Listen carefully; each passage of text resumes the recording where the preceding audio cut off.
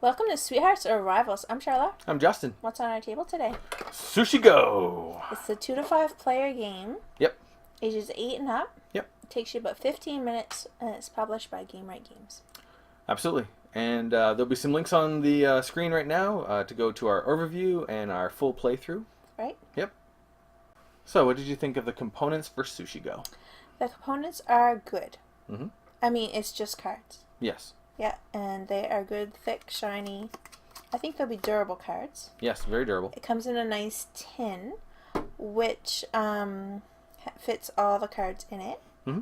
The only thing, like I mentioned in the playthrough, there's nothing to keep track of your score. Yeah. Which I know it would add to the cost of the game. Like, it's a really nice price point of a game. Mm-hmm. Yeah. But, like I said, it would be kind of cool to have, like, some of those sushi punch-outs or chits or whatever. You could collect them and then at the end count them up. But true. Different kinds for different point values. Points, yeah. The only downside of that, which I've run into with other small games like this, would be you put the cards in, you put the book in, and then you take the bag of components to put in, and they don't fit very well. Right. Yeah. Still, it would be really nice instead of a pad, but it works. Yep. Yep. Excellent. So, what do you think about the strategery of Sushi Go? Sushi Go.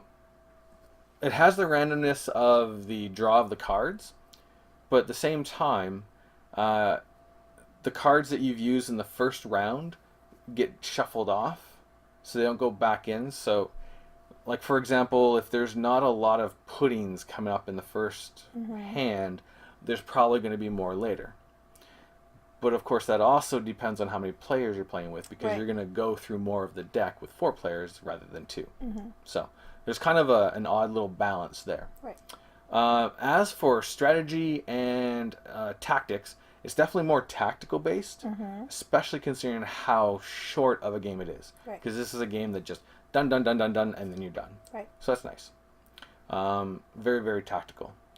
And the great thing with the whole tactics is the cards are so clear on what they do that you can look at your hand, pick a card, and you're ready to throw it down just like that. And it's not just what you're doing for your hand.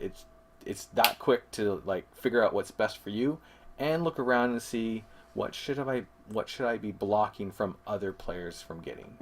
So there's a whole lot going on, but it goes really quickly, and the cards make it really easy to make it that quick. Right. Yeah.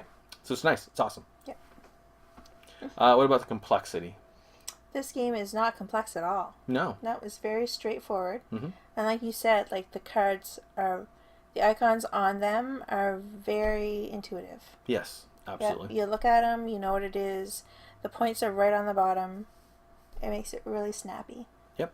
Yeah. It's also really easy to teach. It's not that difficult either. Yep. Would you say it's like not complex enough? Not complex enough. No, I don't think so. Because it's just a quick little kind of filler game. Yes. Plus, it is geared more for younger players. Could be, yeah. So, like ages 8 and up. Yeah. So, yeah, I think it's just right. Perfect. What do you think about the playability? Playability, very, very playable. The mechanics and the theme, I mean, it's really just a card game, so you don't feel like you're eating sushi when you play Sushi Go. But you are collecting the different kinds of sushi, and it's basically just to give it a little bit of, like, the card game some flavor and some cuteness, which you like, stuff like that. Right. So at no point is this like a thematic game. Well, I mean, you don't feel like you're eating sushi, but you could feel like you're ordering sushi. Possibly. Yeah. I don't know. I don't like sushi, so I don't know if I did like sushi, I don't think I'd sit down and be like, do you want to eat 3 sashimi? Yeah. Or, hey, everybody, let's have a challenge. Who can eat the most maki rolls? Ha ha ha ha. Maybe people do that. I don't know, maybe. Again, I don't eat sushi, so I have no idea. For the number of players, it scales really well because everyone's playing simultaneously, so it doesn't matter how many players you have. Right. It doesn't change the length of the game at all. No, but it does change the dynamic, which with more players than 2, it's a lot more fun. because you have more decks or more hands to keep track of. Yes. And then more tableaus to keep track of. Yep. So and you go through more of the deck. Right. It makes it a lot more, not a lot more interesting, but it just changes the game dynamic. Yeah. A lot. I do agree. I like it better with more, but for a super quick 2-player game, it's great. And there's actually a variant that is very similar to the 2-player variant for Seven Wonders, where there's like a third player. Like a freebow? Yeah.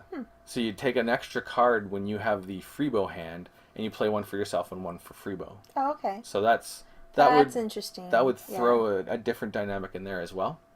Very replayable, mostly because it is a super quick, super fun little game. Right. Yeah. So you could play several hands of this with a bunch of people. Again, it would be a great filler. Yeah, I think it would even be parent friendly. Yes, absolutely. Yeah. Anyone could play this. So that's good. Yeah.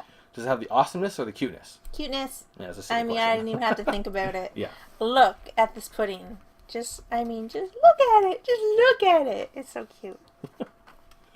And the dumpling. Just look at it as you're shaking it in front of the camera.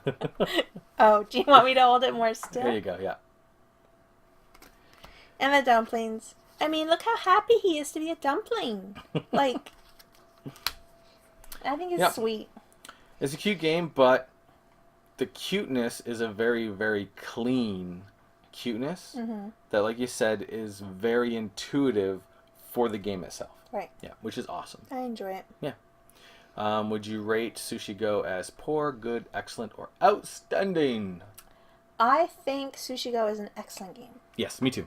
Very, very excellent. Yes. What really kind of makes this an enjoyable game for me is, one, I do enjoy drafting.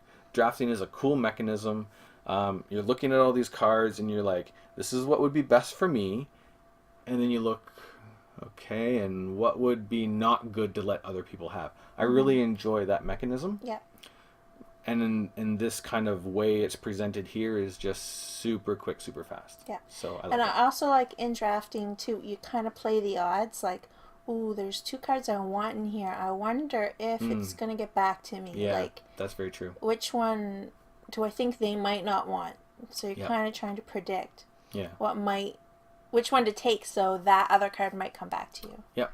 Yeah. Sometimes that can work for you and sometimes against you, so there's some good decisions there. In the playthrough on the last hand, I had 2 puddings and you had none. And I opened my hand, and it was the opening hand, and there was 1 pudding. Do I take that right away so that I can make sure I have, my dominance of the puddings? Right. Or do I hope that there's no pudding in your hand and just let it go? Right. There's, some tricky decisions there, which always makes for good gameplay. Yeah. Yep. Makes it interesting. Yeah. Do we finish the game as sweethearts or rivals? I'd have to say sweethearts. Yeah. I mean, a cute little game like this, how could you be rivalry? Yeah. It's so quick that there's not a lot of, you don't get so in-depthly involved with the game that you're like, I gotta come back and crush you. Yeah, it's so quick. Yeah. It's more like, I can't believe you took those dumplings. Well, I'm gonna take away your shrimp tempura then. La la la. No. Yeah. Yeah, it's super quick and super cute and fun. So you play a game, aha, I won, and then you're just moving on to the next game. Yeah. Yeah, there's not enough time to get rivalry going. Yeah, no, I agree. So definitely a sweetheart game. Unless every single hand you steal what I want. Then it could get a little rivalry. That doesn't happen. Not every single hand. No. But that is Sushi Go. Yep. And a quick little add-on or caveat. There is a small expansion or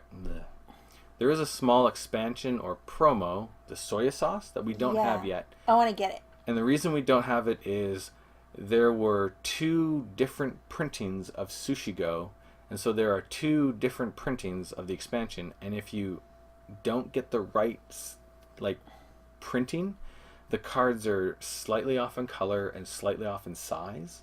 So if you decide to pick up Sushi Go and you want to get the expansion, when you get your tin, you look on the back above the barcode, and there's a letter at the end, a V or I believe a C.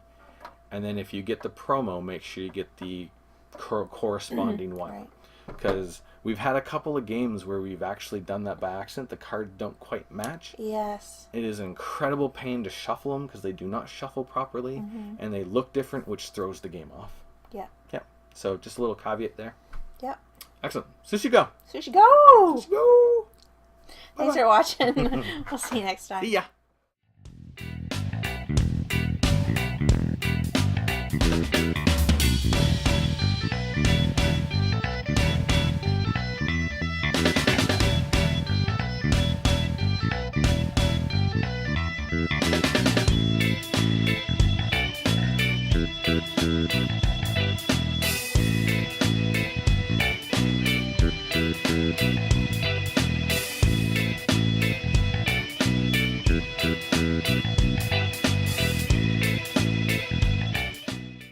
So the components. Components. Okay, let's try that You're again. hoity-toity. I guess so. Components. No, like, I think the game for... No. No, and don't ask me quick questions that I'm not prepared for. Right. Sorry.